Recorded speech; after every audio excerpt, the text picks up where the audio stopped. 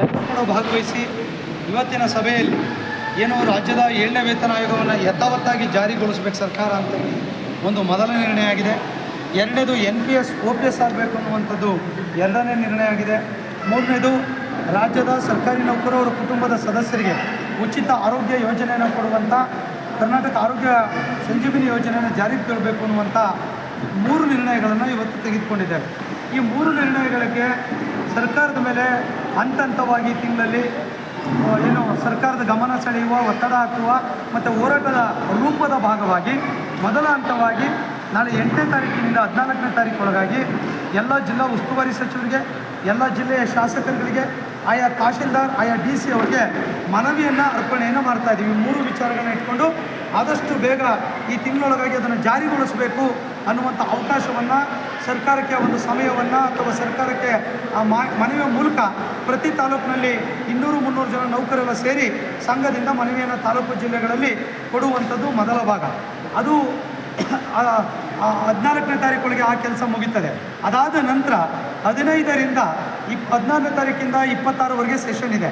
So ಆ ಅವಧಿ ಒಳಗೆ ರಾಜ್ಯದ ಇನ್ನೊಂದು ಕಾರ್ಯಕಾರಿ ಸಮಿತಿ ಮತ್ತು ಆಲ್ ಕ್ಯಾಡರ್ ಅಸೋಸಿಯೇಷನ್ ಮೀಟಿಂಗನ್ನು ಬೆಂಗಳೂರಲ್ಲಿ ಕರಿಬೇಕು ಅನ್ನುವಂಥ ತೀರ್ಮಾನ ಆಗಿದೆ.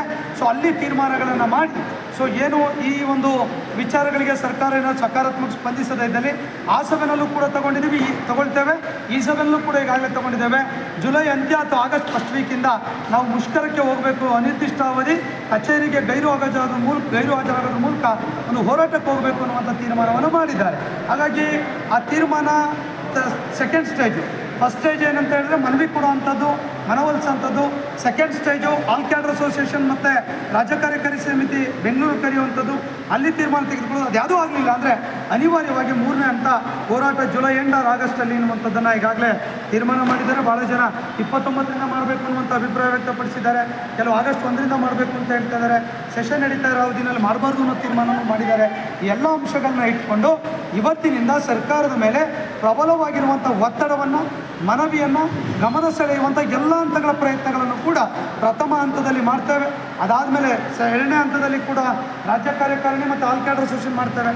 ಅದ್ಯಾವುದು ಅನಿವಾರ್ಯವಾಗಿ ನಮ್ಮ ರಾಜ್ಯದ ಸರ್ಕಾರಿ ನೌಕರರು ಅನಿರ್ದಿಷ್ಟಾವಧಿ ಕಚೇರಿಗೆ ಗೈರು ಹಾಜರಾಗೋದ್ರ ಮೂಲಕ ಹೋರಾಟವನ್ನು ಮಾಡ್ತಾರೆ ಅನ್ನುವಂಥ ಒಂದು ನಿರ್ಣಯವನ್ನು ಇವತ್ತಿನ ಸಭೆ ತೆಗೆದುಕೊಂಡಿದೆ.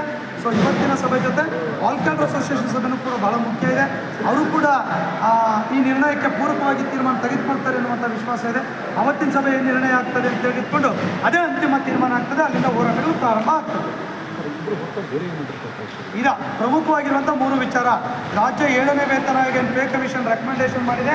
ಆ ವೇತನ ಆಯೋಗದ ವರದಿಯನ್ನು ಯಥಾವತ್ತಾಗಿ ಜಾರಿಗೊಳಿಸಬೇಕು. 27.5% ಫಿಟ್ಮೆಂಟ್, 1722 ಇಂದ ಕಾಲ್ಪನಿಕ ವೇತನ ನಿಗದಿ, 1424 ಇಂದ ಆರ್ಥಿಕ ಸೌಲಭ್ಯ ನೀಡಬೇಕು ಅನ್ನೋಂಥದ್ದು ಒಂದು.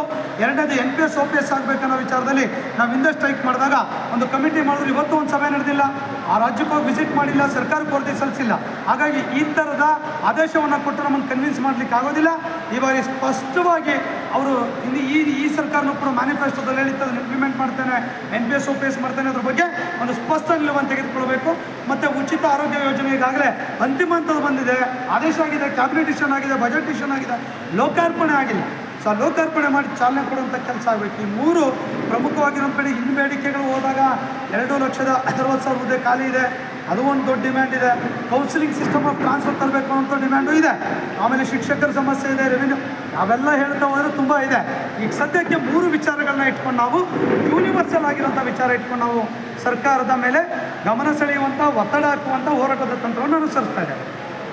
Thank you. ಅದು ಹೇಳಿದ್ನಲ್ಲ, ಅದು ಈ ಸ್ಟೇಜ್ನಲ್ಲಿ ಹೇಳ್ದಂಗೆ ಹೋರಾಟದ ಸ್ವರೂಪ ಹೇಗೆ ಅಂದರೆ ಸರ್ಕಾರಿ ನೌಕರರು ತಮ್ಮ ಶಾಲಾ ಕಾಲೇಜು ಕಚೇರಿಗೆ ಕರ್ತವ್ಯಕ್ಕೆ ದೊರಕುತ್ತೆ, 100% ದೊರಕುತ್ತೆ. ದೊರಕ ಅನ್ನೋ ಪ್ರಶ್ನೆನೇ ಇಲ್ಲ. ಇವತ್ತೇ ದೊರಕಿದೆ, ನೀವು ನೋಡ್ತಾ ಇದ್ದೀರಾ. ಒಂದೇ ಸಲ ತೊಗೊಳ್ಳಬಾರ್ದು, ಸ್ಟೇಜ್ ವೈಸ್ ಅಂತ ಹೇಳಿ ಆಲ್ ಕ್ಯಾಡರ್ದು ಕೂಡ ಅವ್ರಲ್ಲೂ ಇವರು ಬರ್ತಾರೆ, ಅವರು ಬರ್ತಾರೆ. ಸೊ ನಮ್ಮ ಹೋರಾಟ ತೀರ್ಮಾನ ಹೇಗಿರುತ್ತೆ ಅಂದರೆ ಶಾಂತಿಯುತ ಹೋರಾಟ, ಎಲ್ಲೂ ಸಂಘರ್ಷಕ್ಕೆ ಅವಕಾಶಗಳಿಲ್ಲ, ಸರ್ಕಾರದ ವಿರುದ್ಧ ಧಿಕ್ಕಾರಗಳನ್ನಾಗಲಿ ಕೂಗುವಂತಿಲ್ಲ. ಎಲ್ಲರೂ ಕೂಡ ಸರ್ಕಾರಿ ಶಾಲಾ ಕಾಲೇಜು ಕಚೇರಿಗೆ ಕರ್ತವ್ಯಕ್ಕೆ ಗೈರು ಹಾಜರಾಗೋದ್ರ ಮೂಲಕ ನಾವು ಹೋರಾಟವನ್ನು ಮಾಡ್ತೇವೆ. Thank you.